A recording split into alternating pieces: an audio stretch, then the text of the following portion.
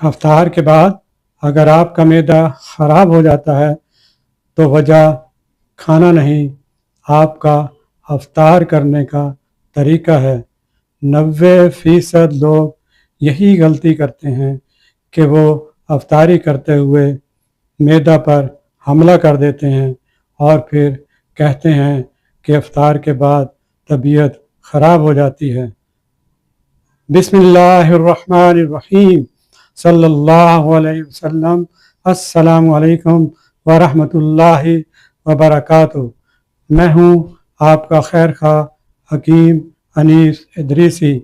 آج میں آپ کو افطار کا صحیح طریقہ بتاؤں گا جس سے ہاضمہ بھی ٹھیک رہے گا اور جسم ہلکا رہے گا۔ سب سے پہلی غلطی افطار کرتے ہی تیز کھانا، یعنی کہ ہم اچانک کھانے پر ٹوٹ پڑتے ہیں۔ گھنٹوں خالی معدہ اچانک بوجھ برداشت نہیں کرتا۔ افطار ہمیشہ کھجور اور پانی سے کریں، یہ سنت بھی ہے اور طب بھی۔ کھجور فوری توانائی دیتی ہے اور معدے کو نرم طریقے سے جگاتی ہے۔ اس کے بعد 2 منٹ دے دیں، پھر آپ اپنا کھانا کھائیں۔ کیا آپ افطار کرتے ہی فوراً پلیٹ پر ٹوٹ پڑتے ہیں؟ کمنٹس میں سچ لکھیں۔ دوسری بڑی غلطی جو ہم کرتے ہیں وہ یہ ہے کہ ہم برف والا ٹھنڈا پانی پیتے ہیں یا کوئی مشروب پیتے ہیں۔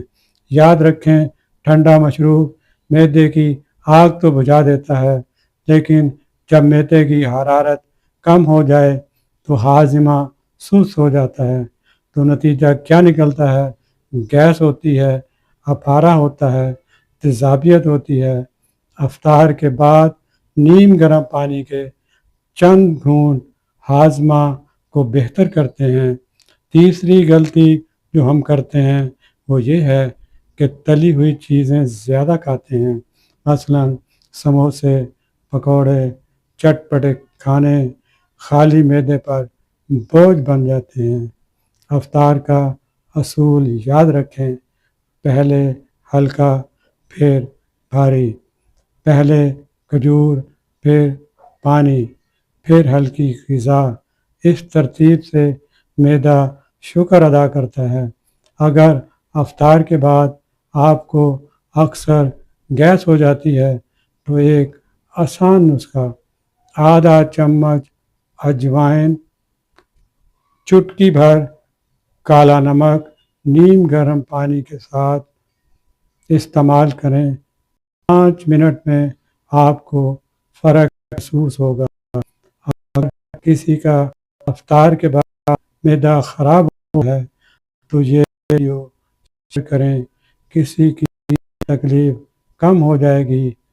یاد رکھیں، تیز افطار بیمار معدہ، آہستہ افطار مضبوط ہاضمہ۔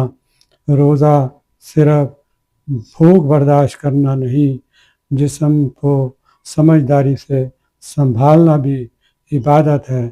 اگر ویڈیو فائدہ مند لگی ہو تو لائک کریں، شیئر کریں، چینل کو سبسکرائب کریں، ساتھ لگے بیل آئیکن کو بھی دبا دیا کریں۔ ویڈیو پر اپنے گراں قدر کمنٹس ضرور دیا کریں، اس میں حوصلہ افزائی ہوتی ہے۔ اللہ آپ کو صحت دے، آسان روزے دے اور قبول عبادت نصیب کرے۔